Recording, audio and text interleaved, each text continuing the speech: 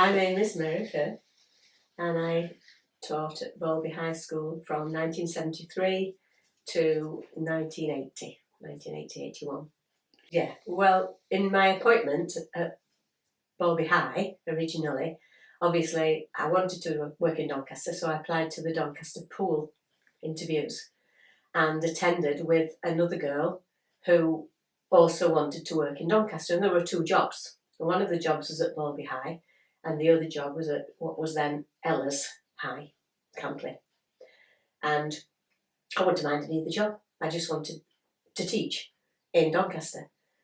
So Mr. Nadin, and I don't remember the name of the head teacher from the Ella's school, but both of those gentlemen were there, and they interviewed me on my reasons for wanting to work in Doncaster. I wanted a change. I wanted to move away from home because I wasn't from Doncaster originally. I was from Yorkshire, but I wanted to work away from home, and that was one reason. But I also liked Doncaster because I'm taught there on teaching practice, and so I felt like I knew the area and was quite comfortable. I wasn't moving into a completely new area. And Mr. Nadin, I can remember one of the questions that he asked me was, if there was a job to be done in the school, would you do it yourself or would you delegate? And it was just a no-brainer for me. I just said I'd do it myself. And I don't know whether that swung it for me at the time or whether that was the wrong answer and that my other answers were better. But I always felt that answer to that question was significant in that interview.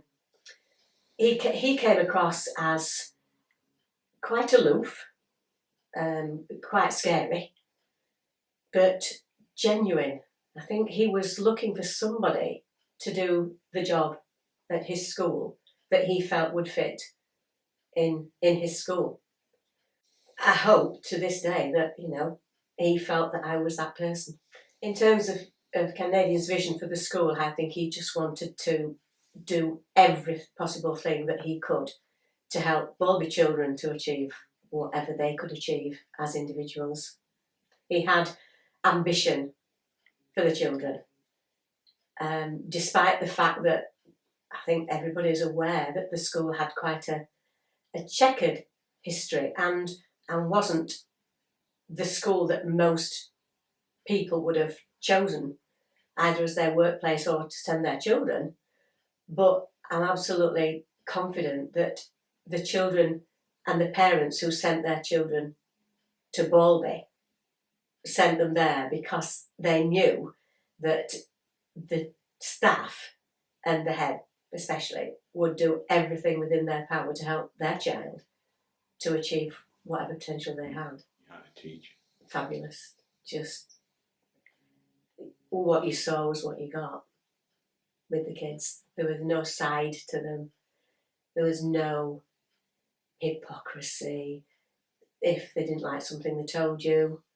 And similarly, if they enjoyed something, they told you that as well. So they were very open, very candid, and just generally very friendly kids. I taught the first years, the very youngest children, and I taught those PE to the girls and also English to, originally I think it was 1 set 7 and then 2 set 8 and 2 set 2. And children, young children, which I loved. I loved teaching English to those children.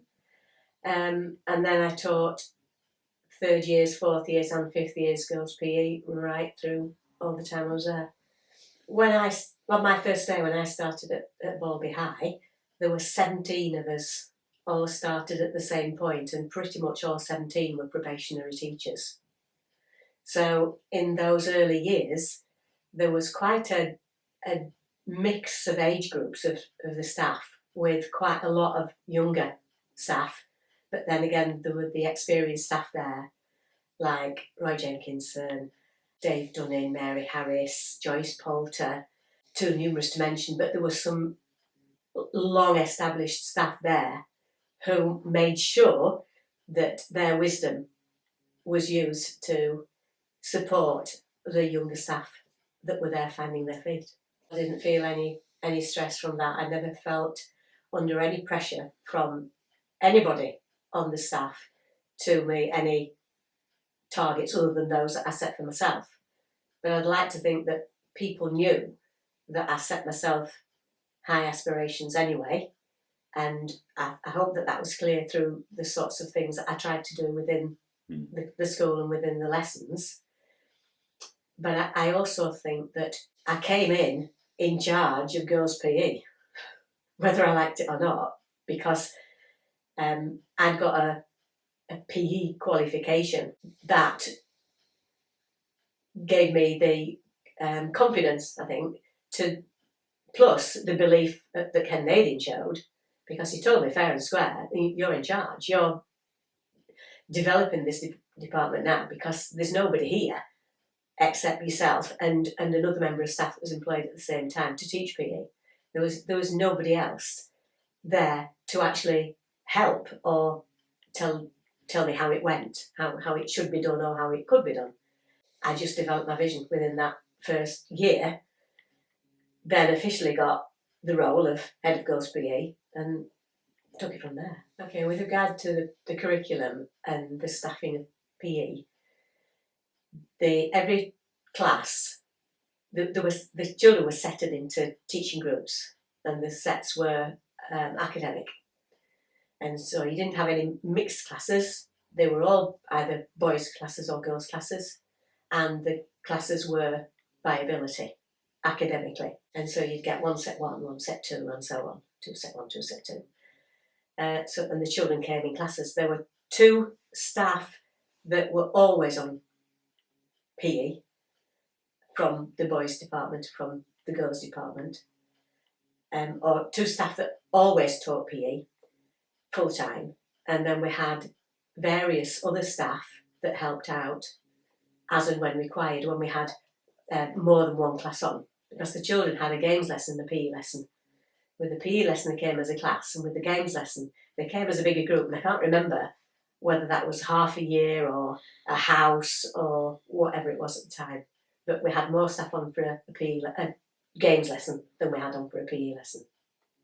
When we had games lessons, they were principally outdoor, and we had staff like Annette Dews and Chris Dutton, Janice Maynard, all helped out with PE, whether they were PE trained or not. They just came and they helped out, often outdoors.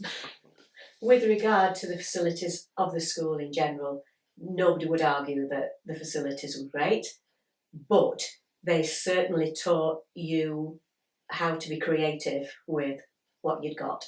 The Hexthorpe Flatts was a very useful resource. It took quite a while out of your lesson because you had to get the children back down there for the lesson, do the lesson, and then get them all back in time for whatever lesson they had the next time. But the facilities down there, the tennis courts particularly, but also the large grassed open area we used to use for hockey, and some athletics, some throwing events, because it was generally a little bit safer down there with throwing events than it was on the school fields, because the school fields were terraced and there was only the length of a football pitch from one end to the other, so they weren't huge pitches. Rounders matches on the school fields were fascinating, because if you were playing on the top field, on the top pitch, then third deep was actually on the bottom field, on the bottom pitch, and we had to shout when the ball came in their direction, because otherwise they wouldn't know it was coming. That was the nature of the school fields, and similar to that, we didn't play very much hockey on there because they were underwater for a fair amount of the season as well. The schoolyard was, I would say, a 30-degree angle to the main road and to the horizontal. So if we were playing a competitive match against another school, you always wanted to shoot upwards first. So if you won the toss, you never wanted first centre, you always wanted to shoot up, because in the end, at the second half, it was always easier to shoot downhill. Obviously, if the weather wasn't great and there were puddles, then the puddles tended to congregate down at the bottom end of the second pitch, the lower pitch. When it was a bit icy, it was a bit treacherous underfoot, because they were obviously quite slippery and on a slope. But Yeah, there were cars parked all over the place as well that you had to try and avoid, and there were windows that you had to try to avoid. So netball became a creative art at not just trying to score a basket, but trying to avoid any damage. Yeah, in terms of the gym was a lovely traditional gym, lovely floor, wall bars all the way round, loads of gymnastic apparatus, horse, box, book, trampettes, trampolines. And I think we were one of the first schools in Doncaster to have trampolines, but they had the solid beds. They weren't the web beds that we have nowadays. Originally, they were solid beds. So although the roof was relatively low in the gym, because you had to really work to get anything out of these solid trampoline beds, there was less of an issue with the lowness of the roof. When we got the web beds, that necessitated a little bit of a change in venue, and I think we moved the trampolines across into the small hall because the height was greater there and we could use the web beds more safely than there. But trampolining was a sport that really took off at Balby. The kids absolutely loved it, and you'd have 10, 15 children around one trampoline waiting their turn really patiently. In summer? Yeah, very traditional activities. So the girls in winter did hockey and netball and cross country. In PE, they did gymnastics and dance. And then in the summer, the girls did rounders, tennis and athletics outside. And in their PE lesson, they did rounders, tennis and athletics. So we didn't do gymnastics and dance in the summer till we went outside. In terms of sports teams, the girls had teams in hockey, in netball, in rounders. We had an athletics team. We didn't have much in the way of tennis team because we were limited in terms of the access to tennis courts, which was quite a walk down to Hexthorpe Flatts. But we did do tennis. We did tennis and lessons, and the children really enjoyed it. The teams that we ran with girls, the rounders team was always the team that was going to do well in a tournament or in a round robin league that we used to run. So we had matches every Saturday and often midweek, particularly in the summer. And so it was a case of trying to find the interest, but also the enthusiasm and skill to combine to create a good sports team. But we never went into a tournament expecting to win it unless it was a rounders tournament. But as we got through the years up to almost the end of Balby High, we were starting to win tournaments with our older children, so we made some progress. Because there was transfer at third year to the grammar school in town, then many of the children who would have gone on to do PE teaching left us, and we didn't really have much feedback from those grammar schools to let us know how the children that we'd fed to them had got on. And because there's not much in the way of social media and internet in those days, so we couldn't really keep a track that way with children who'd left. And I remember several young people that left us, and I'm thinking, yeah, they could go on and they could do so well as PE teachers, but I never knew what happened to them. So one of the things that the PE department, and even I would go wider than that and say that the whole school had quite a distinct focus on outdoor pursuits, and that would include walking in the Derbyshire Dales and the Yorkshire Dales, taking children on bus trips to Edale and Parsons House Farm and Fox Hills and all over to try and get them to experience a rural environment, and also to get them out of Balby, because many of the children didn't seem to have much of an experience of life beyond Balby, and we wanted to give them that experience. And the cross country that we did was obviously another outdoor activity that children, there seemed to be quite a tradition in the school of cross country, And whether it was because we had a good cross-country course or whether we had staff that were runners themselves and enjoyed helping children to develop a love of, running and jogging and cross-country running, etc. I don't know, but we always did very, very well with cross-country events. The regional, the local Doncaster cross-country was always quite a successful event for ourselves. Yeah, other experiences that we tried to give the children of Balby High were experiences of sports that they might otherwise not ever have had the opportunity to do. And so we used to take them to Silver Blades in Sheffield for the ice skating. And we also went to the very early days of Sheaf Valley so that the children could experience jumping off the high diving board, the 10-metre board. We also had swimming down at the old Greyfriars baths as an extracurricular activity, and the children absolutely loved that. They'd find their way down there at the end of a long school day and do an hour's swimming, and absolutely loved it. So I think what became very clear to me was that these Balby children were so enthusiastic to try anything that they'd not previously had the opportunity to do. And I think they really, really appreciated all the effort that all the staff put in to try and give them those experiences that otherwise they would not ever have had. In terms of the raising of the school leaving age, that had already happened. It was already in place. So the children had a good year to get used to the fact that they were children in school that were older than ever before. And I think this lasted for at least 3 years, if not more. The school got additional funding as part of the government's educational priority area funding. And I think the PE department, both boys and girls departments, benefited from this because I can remember buying a whole range of new equipment that we needed in order to replace equipment that had clearly been well used over the previous years.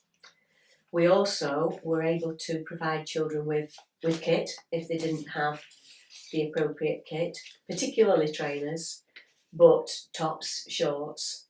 Generally, we were able to give them those additional opportunities I've mentioned earlier with regard to trips out on the school bus, not just as part of the Preparation for Adult Life programme to Sheffield, etc., but also to take them on school visits to various sporting events.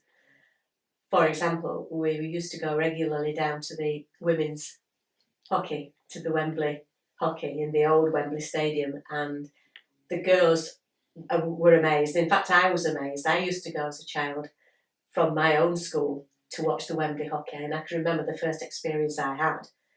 And one of the things that I was determined to do when I got into a job was to make sure that I took children to Wembley to get that experience of a huge stadium and screaming girls and just watching international sport at the highest level. That was amazing. I think something that was remarkably positive about the school was the commitment of all the staff to the furtherment of the children at Balby High. That was seen in all manner of things, but from a PE department point of view, one of the key areas that we relied on some of the other staff for was driving the school coach, because we were lucky enough to have our own school coach, and it took us everywhere. But without Roy Jenkins, Dave Dunning, and all the drivers that were there to actually give up their time to take us on these trips, then none of this would have been possible. And a great thanks must go out to those people who contributed in a massive way to giving those children from Balby the opportunities of going further afield to try and widen their experiences.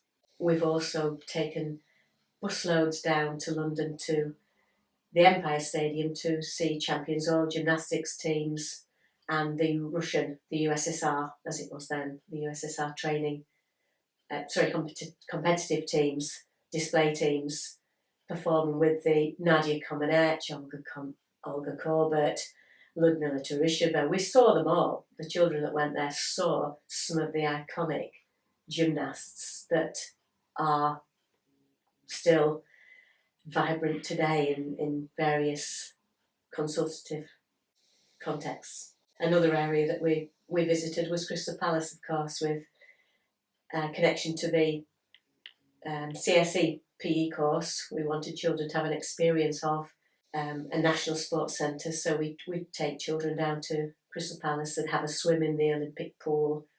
They'd play games on AstroTurf pitches, which they absolutely loved, especially hockey. They'd have a run on the athletics track where idols had run before them, and just generally have experience of sports that you wouldn't normally have had experience of, including trampolining with web beds, that gave the children an experience of trampolining that was far beyond what we could give them at Balby High until we got our own web beds.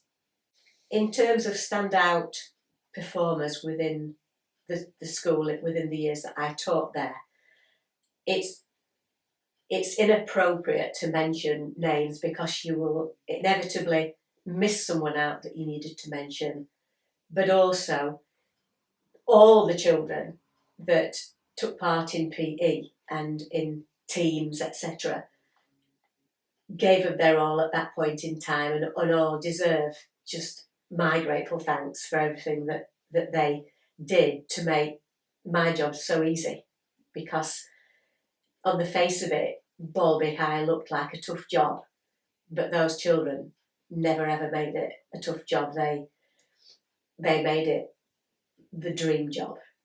And just to mention one student, simply because of the achievement that she had, a girl called Lindsey Johnson, who was Balby through and through and left-handed, which made a lot of sports quite tricky for her. We nominated her for a Queen's Silver Jubilee Award in 1977 through the Physical Education Association. To do a nomination, submit it to the PE Association, and there would be 50 prizes awarded to the lucky students. And Lindsay was one of those 50 students nationally that actually won a Queen's Silver Jubilee Award. And it brought great prestige to the school. I think it was one of the high points of the school, certainly for girls in PE. It was just such an experience for Lindsay to be able to go down to London to, I'm pretty sure it was the Mansion House, or it may have been some other illustrious building, to receive this award, not from anybody in the royal family, but certainly from some very important person within the PE Association who recognised the achievements of Lindsay and the other award winners at that point in time. Stunning pupil, stunning award as well, really well done. Yeah, I think one of the strong features of the school that was already in place when I arrived there was the house system, because that enabled all children to participate at whatever level they could, at whatever sport or non-sporting activity that they felt they wanted to participate in, whether that be chess, some music activity, sport, anything really, spelling. There were a whole range of various activities that were done in a house context that enabled children of all abilities and all interests to participate. And the 4 houses that were in place during my time at Balby High were Ripon, Thirsk, Beverley and York. And I've no idea why, whether they were just racecourses or whether they were just Yorkshire towns or cities. I don't know, but they were certainly vibrant houses. And in a sporting context, it made it easy to involve more children in sporting activities than just your teams.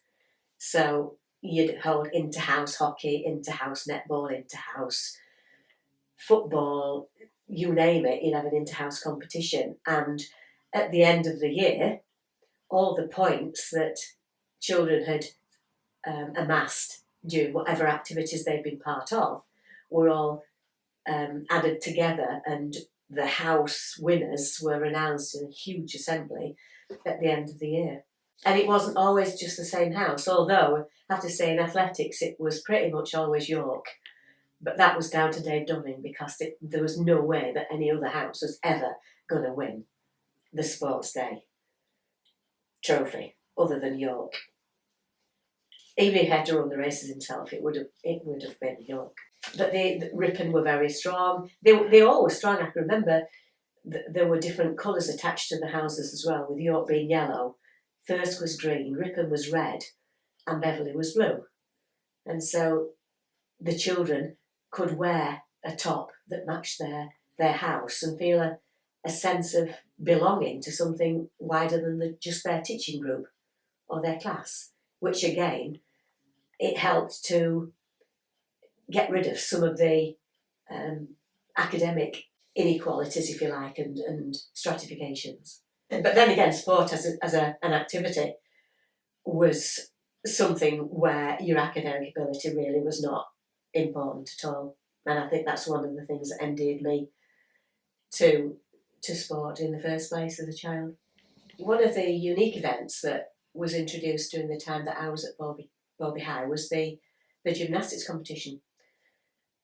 I would like to say that gymnastics became stronger during the time from when I started teaching there, because it was my first love, and it was something that I was really keen to enable the children at Balby to be involved in, because I found as a child that many of the games that you played, you were disadvantaged if you were small, or you were disadvantaged if you were left-handed, or you were disadvantaged for not having the skill to hold a tennis racket and play, a game competitively against somebody else. And so the non-competitive aspect of gymnastics always appealed to me, because it meant that children who otherwise would not necessarily have shone could shine because they were flexible, or they were strong and powerful, and they were maybe done quite a lot of dance themselves, ballet or whatever, and therefore they were very graceful children. And I'd like to think that those children had their opportunity at Balby High as a result of doing much more gymnastics than they perhaps had done in the previous years, and to try and give those children the opportunity to have their 15 minutes of fame, or whatever you like to call it.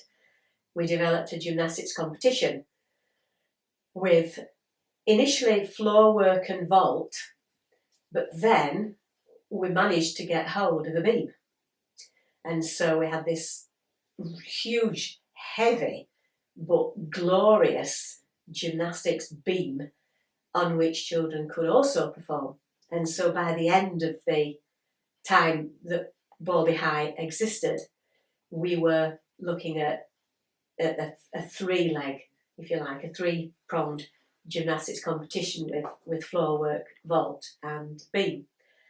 And lots of the staff were always very keen to come and judge the competition, and the children rehearsed and practiced for weeks and weeks before that competition.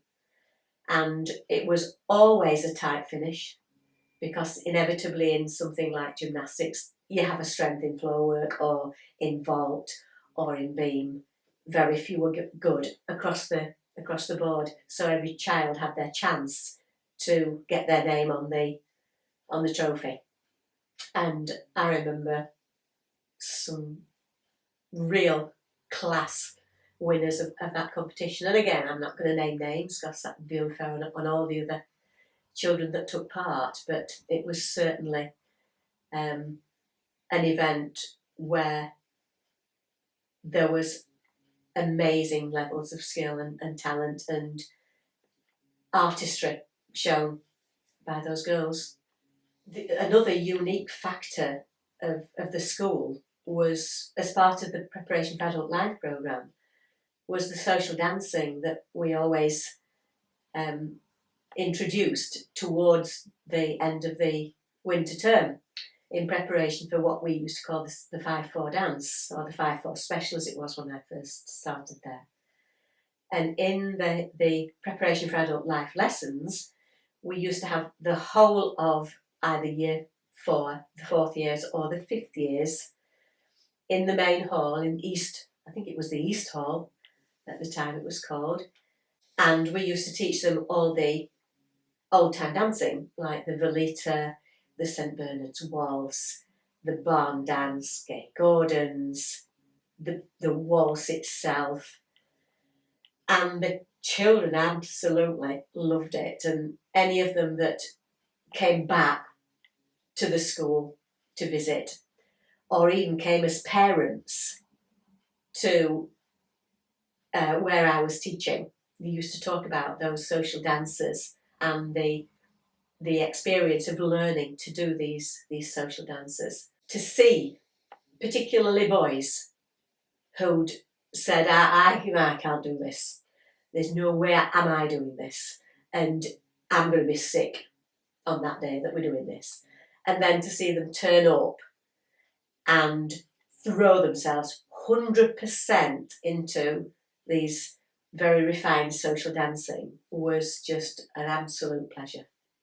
An absolute pleasure. And it's one of the abiding memories that I have of Balby High, of those social dances. And it was such an abiding memory that we did carry on in the following school.